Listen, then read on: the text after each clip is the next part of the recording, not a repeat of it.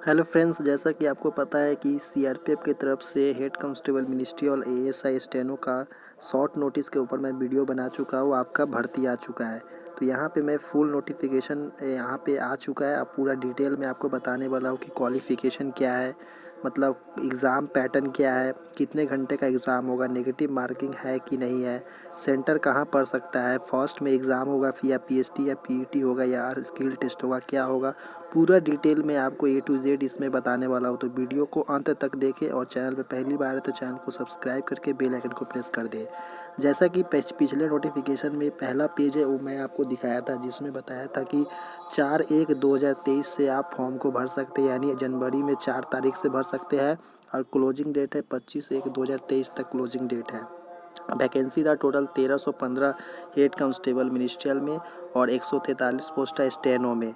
तो ये सब तो मैं बता चुका था। एज लिमिट भी बता चुका था कि 26/1/1998 से लेकर 25/1/2005 तक था। ठीक है। अब बात है कि यहाँ पे आपका अब नीचे और भी नोटिफिकेशन इसमें ऐड किया गया है, जिससे मैं आपको पूरा डिटेल में बता देता हूँ। तो यहाँ पे आप लोग यहाँ पे मेन डेट दिया गया है कि आपका जो फॉर्म स्टार्ट होने वाला है ऑनलाइन 4/1/2023 से और लास्ट डेट है 25/1/2023। और एडमिट कार्ड कब रिलीज़ किया जाएगा, तो पहला नंबर मेन पॉइंट है कि इसका जो एग्ज़ाम होने वाला है कंप्यूटर बेस्ड टेस्ट सीबीटी होने वाला है और 15/2/2023 को इसका एडमिट कार्ड रिलीज़ कर दिया जाएगा, यानी 15 फरवरी को रिलीज़ कर दिया जाएगा। और schedule of computer based test, यानी जो कंप्यूटर बेस्ड टेस्ट टेंटेटिव बोला है, मतलब 22 फरवरी से लेकर 28 फरवरी के बीच में कोई भी एक डेट में या 2 डेट में जो भी हो, जितने कैंडिडेट फॉर्म भरेंगे उसके बेसिस पे आपका एग्ज़ाम कंडक्ट करवाए जाएंगे। टेंटेटिव है, हो सकता है कि ये डेट चेंज हो जाए या इसी डेट में आपका ऑनलाइन टेस्ट करवाया जाए, सीबीटी करवाया जाए। ठीक है। उसके बाद है नीचे की तरफ आएंगे तो और भी कुछ इंपॉर्टेंट्स है, जैसे कि वैकेंसी के बारे में तो बता ही चुका हूँ। अब बात है कि इसमें आपका एज लिमिट भी बता चुका हूँ कि आपका 26/1/1998 से लेकर 25/1/2005 के बीच में कैंडिडेट है। और रिलैक्सेशन बता देता हूँ कि यहाँ पे जो SC ST कैंडिडेट है उनको 5 साल का छूट मिलेगा और जो कैंडिडेट OBC में है उनको 3 साल का एज में छूट मिलेगा। अगर वो 25 साल से ज़्यादा है तो आप SC ST है तो आपको 5 साल का छूट मिलेगा, यानी 30 साल तक के कैंडिडेट अप्लाई कर पाएंगे। अगर OBC है तो आप 28 साल के कैंडिडेट अप्लाई कर पाएंगे। बाकी और भी छूट है जिसे आप लोग अपने हिसाब से यहाँ पे पढ़ेंगे, उसके हिसाब से आपको छूट देखने को मिलेगा अगर आप इसमें बिलोंग करते हैं तो। अब बात है कि यहाँ पे सिलेबस पैटर्न वगैरह क्या है वो आप लोग को दिखा देता हूँ, पैटर्न क्या है। तो यहाँ पे मेन पॉइंट है आपका क्वालिफिकेशन। तो क्वालिफिकेशन में साफ साफ मेंशन है कि candidate must have pass intermediate और इक्विवेलेंट टेस्ट फ्रॉम बोर्ड, यानी 10+ वाले जो कैंडिडेट है 10+2 वाले वही भर सकते हैं। यहाँ पे एक नोट दिया है कि अगर मान लीजिए 2 साल या 3 साल का आप डिप्लोमा सर्टिफिकेट कोर्स किए टेक्निकल एजुकेशन 10th क्लास के बाद, तो नॉट इक्विवेलेंट टू इंटरमीडिएट, यानी जो 10 क्लास के बाद जो 2 साल या 3 साल का डिप्लोमा करते हैं उसको 10+2 के बराबर नहीं माना जाएगा, यानी डिप्लोमा वाला कैंडिडेट इसमें अप्लाई नहीं कर पाएंगे अगर वो 10th के बाद अगर डिप्लोमा किए हैं। अगर 12th के बाद डिप्लोमा किए तो कोई बात नहीं, वो 12th के बेस पे आप इसमें फॉर्म भर सकते हैं। बात है यहाँ पे तो यहाँ पे आप ऑनलाइन फॉर्म भरने के लिए आपको इसमें फ़ीस लगने वाला है किसको किसको, तो 100 रुपये आपको फ़ीस लगेगा जनरल, EWS और OBC कैंडिडेट को। बाकी जो कैंडिडेट SC ST में है, एक सर्विसमैन है या फीमेल कैंडिडेट है, उनको 1 रुपया भी नहीं लगने वाला है, वो फ्री ऑफ कॉस्ट में यहाँ पे भर सकते हैं। उसके बाद यहाँ पे पेमेंट का मोड भी है कि Bhim UPI, net banking, visa का मास्टर कार्ड, इससे भी आप अप्लाई कर सकते हैं, ये सब दिया है। उसके बाद centre city of computer based test, यहाँ पे आपको कंप्यूटर बेस्ड टेस्ट का सिटी भी बताया। जैसे 3 ऑप्शन आप चूज़ कर सकते हैं, जैसे SSC में होता है 3 ऑप्शन चूज़ करने का ऑप्शन, इसमें भी 3 ऑप्शन है। जैसे कि आपका आंध्र प्रदेश में इतना सारा सेंटर है, हरियाणा में भी सेंटर है, तेलंगाना हो गया, हिमाचल प्रदेश, यानी जितने भी राज्य है सभी राज्यों में आपका सेंटर यहाँ पे दिया। अपने हिसाब से अपने राज्य में देख लेंगे कि आपका कौन कौन सा सेंटर यहाँ पे दिया, उन्हीं में से एक सेंटर आपको आपके प्रेफरेंस के अनुसार दिया जाएगा। 1 2 3 करके प्रेफरेंस देंगे, उसके बेसिस पे आपको सेंटर अलॉट किया जाएगा। ठीक है। जब आप फॉर्म भरेंगे उसी टाइम इसको भी आपको देना पड़ेगा। उसके बाद स्कीम ऑफ एग्जामिनेशन, तो इसमें जो एग्जामिनेशन किस तरीक़ा से होने वाला वो देख लीजिए। तो पहला नंबर था आपका examination consist of computer based test होगा, यानी CBT क्वालिफाई करने के बाद स्किल टेस्ट होगा, स्किल टेस्ट के बाद फिजिकल स्टैंडर्ड टेस्ट यानी PST होगा। इसमें PET नहीं है, यानी सिर्फ आपका मेजरमेंट होगा। और इसके बाद डॉक्यूमेंट वेरिफिकेशन और लास्ट में डिटेल मेडिकल एग्जामिनेशन आपका होने वाला है। तो ये था आपका प्रोसीजर।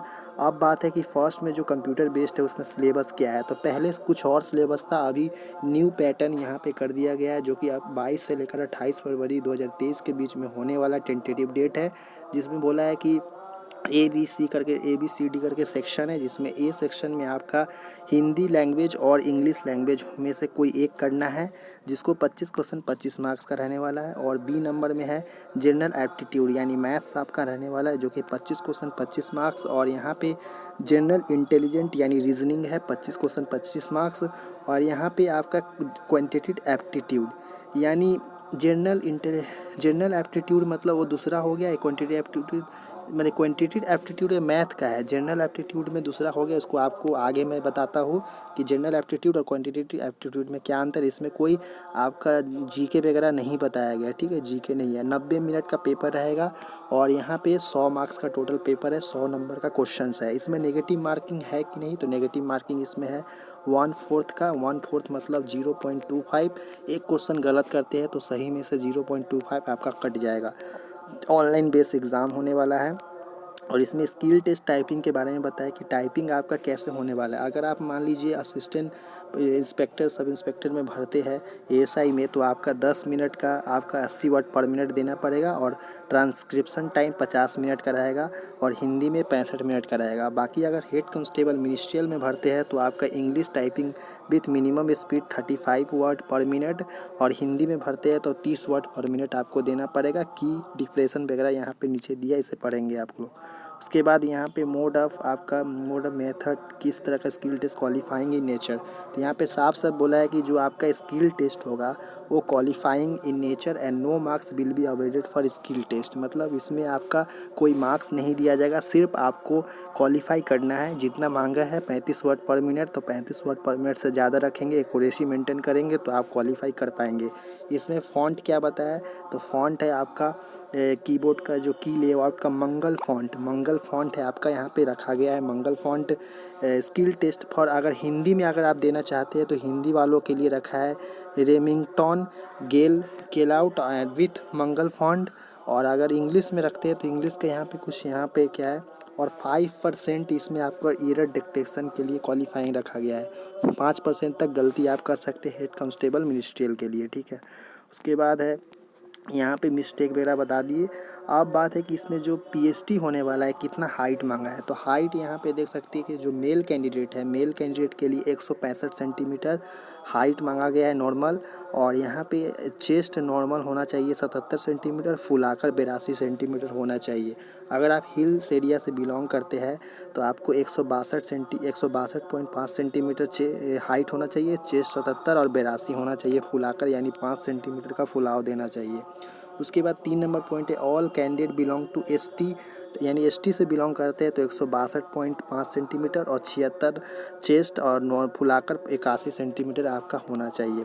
फीमेल कैंडिडेट के लिए हाइट है 155 सेंटीमीटर और चेस्ट फीमेल कैंडिडेट का नहीं मापा जाता है।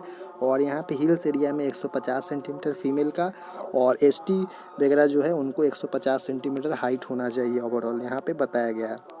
यहाँ पे और भी है इंपॉर्टेंट डॉक्यूमेंट वेरिफिकेशन से रिलेटेड। तो डॉक्यूमेंट वेरिफिकेशन में क्या है, तो यहाँ पे आपका जो भी है जितने भी है सबको ओरिजिनल होना चाहिए। अब two passport size photograph, colour photograph आपके पास होना चाहिए, ID प्रूफ होना चाहिए।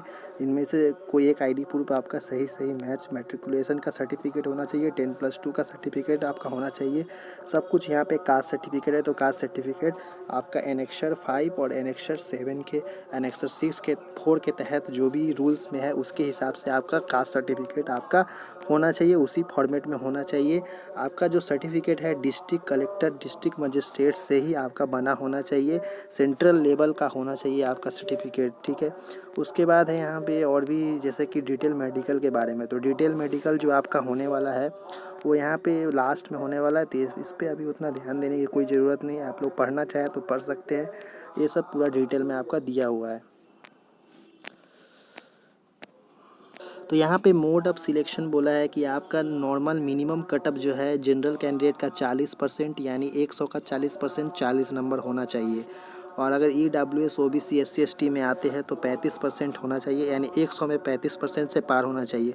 वैसे तो आपका 100 में से कट ऑफ हाईएस्ट ही जाएगा, 80 85 ऐसे कट ऑफ जाता है, तो इसी तरह का कट ऑफ रहेगा। पर इतना मिनिमम क्वालिफाइंग है, इससे ज़्यादा ही रखना है, इससे कम रखेंगे तो आप ऐसे ही बाहर हो जाएंगे, ठीक है।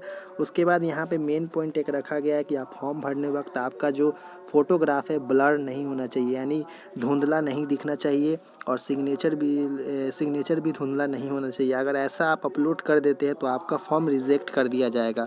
उसके बाद कुछ आपका नहीं होने वाला है। उसके बाद यहाँ पे बोला है कि any other document mention in admit card may also be carried bye candidate while appearing in examination. तो सर्टिफिकेट के बारे में बोला है ISC बोर्ड का, इसे भी आप लोग पढ़ लेंगे। तो यहाँ पे जो आपका सिलेबस वगैरह जो दिया है, जनरल एप्टीट्यूड और जनरल क्वांटिटेटिव एप्टीट्यूड, तो क्वांटिटेटिव एप्टीट्यूड तो होता है वो आपका मैथ से ही होता है, पर जनरल एप्टीट्यूड के बारे में अभी मैं डिस्कस नहीं करना चाहूँगा क्योंकि इसमें कुछ डिटेल में नहीं बताया है। अगर ऐसा कुछ बारे में पता चलता है तो आपको मैं एक वीडियो बना दूंगा, इसके ऊपर आपको पूरा डिटेल में बताऊँगा कि इसमें से कौन कौन सा चैप्टर हो सकता है। तो आने वाले वीडियो में आपको ज़रूर मैं बताऊँगा। तो चलिए नेक्स्ट वीडियो मिलते हैं। इसी तरह का वीडियो देखते रहने के लिए चैनल को सब्सक्राइब करके बेल आइकन को प्रेस कर दे। चलिए नेक्स्ट वीडियो में, धन्यवाद देखने के लिए।